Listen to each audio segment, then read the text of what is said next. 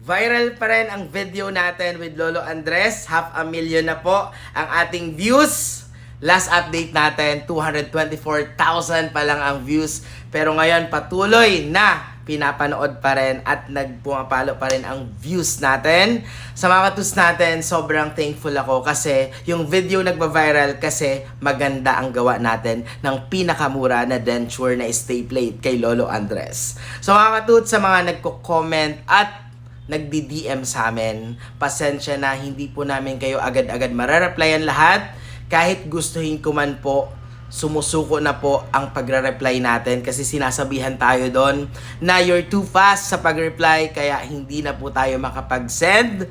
Kaya nagpapahinga tayo. Ngayon, nagre-reply na naman po ako kahit mga after 200 plus lang na reply, sumusuko siya.